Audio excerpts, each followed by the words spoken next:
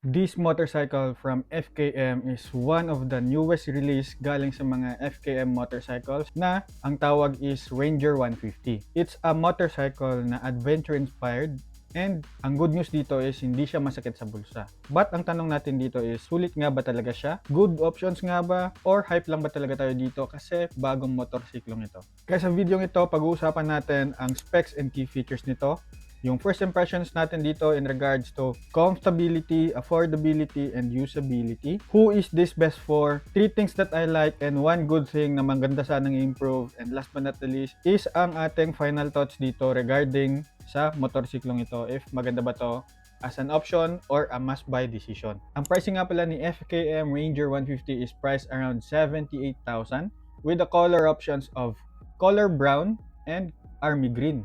It's a great option especially if pang-adventure mo talaga kasi damang-dama mo yung color of nature.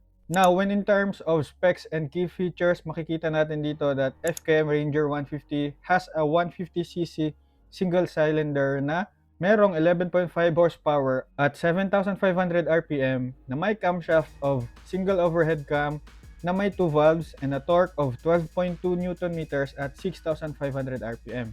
Yung wet weight naman dito is around 122 kilograms with a fuel capacity of 7.0 liters. Naka-air cooled, no ABS, naka-CVT automatic tayo, but meron siyang FI, USB ANC charging port.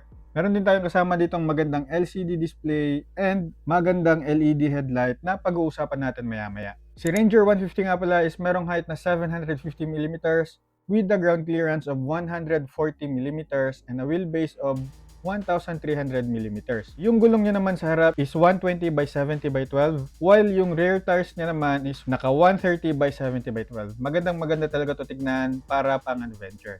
Ngayon naman pag-usapan natin ang key features nito. Meron siyang digital panel, meron siyang USB socket port, meron siyang projector headlight na maganda kasi mukha siyang classic. Meron din tayong kasamang handguard dito, naka front and rear disc brake na rin, and meron siyang front carrier na pwede mong lagyan ng mga camping tools mo dito. Ilalagay ko na nga lang pala dito sa screen yung full specs niya para matingnan mo talaga on paper if para sa'yo ba itong motorsiklo nito. Ngayon naman pag-usapan natin ang first impressions natin dito in regards to comfortability, affordability, and usability. Sa comfortability natin dito, isa sa unang mapapansin mo talaga kay Ranger 150 ay ang kanyang upright position. So relax yung likod mo, hindi masyadong aggressive ang stance, maluwag ang handlebar reach. So, less ang pagod but more enjoyable rides ang ma-experience mo dito. Then that means na maganda ito para sa long rides, sa city rides, and even on-road and off-road ng mga daan-daan kasi kaya niyang makipagsabayan sa mga lubak-lubak na daan. So kung sanay ka sa mga underbone na mga motorcycles tulad ng Honda RS125 or Honda XR125, kaya niya talaga makipagsabayan dito with an additional of displacement na 150cc na siya. Ngayon naman in terms of affordability, ito ang isa sa pinakamalakas na maso-showcase ni FKM Ranger 150 kasi naka 150cc motorcycle at a 125cc budget pricing ang kanyang price range. For its price, you're getting a disc brake sa harap at sa likod, meron siyang adventure style suspension, and mas mabango siya compared sa mga underbones or 125cc motorcycles under this pricing category or this segment. Hindi siya cheap pakinggan kasi napaka-specs loaded niya over for its price. Now, in terms to usability naman, if gagamitin mo to for daily use, kayang-kaya ito makipagsabayan sa mga traffic, hindi ka magkakaroon ng inconvenience or sakit sa likod while ginagamit mo sa traffic. Hindi din siya intimidating i-handle kasi sobrang relax and sobrang comfortable ng ma-experience mo dito. And in terms of usability sa ating power dito, masasabi mo talaga okay to for city rides or pang off-road camping mo if ever may mga weekends na gusto mong maggala-gala. Siguro lang ang masasabi natin dito is that this motorcycle is not a race bike kind of motorcycle, pero practicality wise and reality wise, perfect ito sa pang everyday riding natin na pwede natin haluan ng may konting adventure vibes. Ngayon naman, para kanino ba si FKM Ranger 150? Ang motorsiklo ito ay para sa mga naghahanap ng motorsiklong basic to intermediate yung kanyang riding experience. Which means, you want something more after experiencing 1 to 5cc motorcycles. Hindi masyadong ganyan ka sakit sa bulsa if bibili ka man ng bagong motorsiklo. Para din to sa mga commuters na madalas dumaan sa mga rough roads, yung mga mapoprobinsyang daan o di kaya may mga lubak-lubak na laging dinadaanan sa mga pang-araw-araw mo, mapa-school man or work, masasabi mo talagang kaya niyang makipagsabayan dito. And last but not the least, para to sa mga riders na mas uunahin yung value for money kaysa sa brand name na kind of decision. So this motorcycle talaga is magbibigay tulong sa mga motorcycle riders na mas kinoconsider yung price to value ratio. Gusto niyo na rin ba si FKM Ranger 150? Bago mo to bilhin, meron tayong 3 things na maganda dito and 1 good thing sana to improve, if ever meron man. First na magugustuhan mo talaga dito is ang kanyang adventure-ready kind of motorcycle. Hindi lang siya mukhang adventure bike, napaka-functional din. Meron siyang high ground clearance, napaka-upright ng seating ergonomics natin dito, and it has a wider handlebars, which means especially on our seating position dito.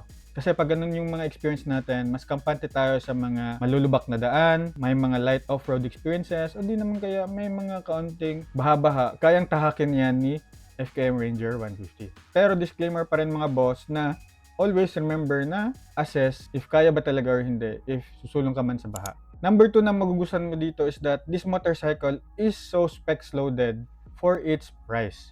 Sa presyo ba naman, around 78,000, bihira ka lang makakita ng may dual disc brakes, merong adventure setup, tapos, so if kukumparahin mo to sa mga other 1 to 5cc motorcycles na ganito yung price segment, ibang-iba talaga yung kanyang kalamangan over sa specs dito. And last but not the least is that this motorcycle is a 150cc motorcycle at a 1 to 5cc budget price range. Kung yung mga budget mo naman mga boss is parang pang 125cc lang such as Honda RS125, yung mga Honda XR125, this motorcycle is a good option to know about and to consider din. Meron ka na kasing mas malakas na makina dito over Honda RS tsaka mga XRM, and mas malaki yung kaniyang versatility if ever ito man yung gamitin mo. FKM Ranger 150 becomes a very tempting option if ever mapusuan mo tong motorsiklong ito. And siguro, one good thing to improve lang talaga dito is ang kanilang marketing department when it comes to their website. Although, mas active sila sa Facebook, but this could really be a great help if ma-optimize nila yung kanilang website para magkaroon din naman ng excellent tsaka premium experience ang customer journey na bumili ng motorsiklong ito. So, nandito na tayo sa final thoughts regarding this motorcycle.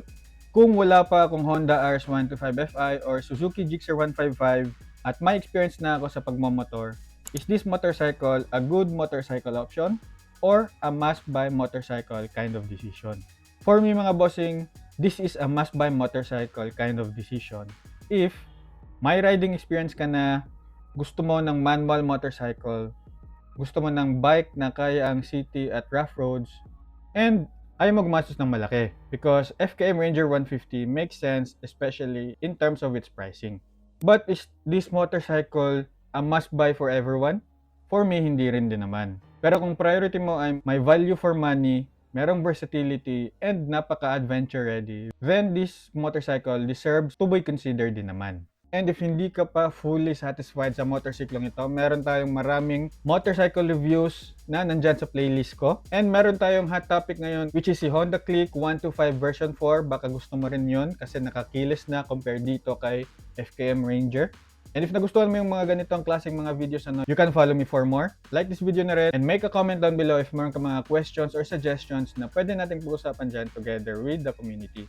You can also support me by purchasing helpful products dyan sa mga affiliate videos ko. And always remember lang to ride safe and see you on my next videos. Let's go!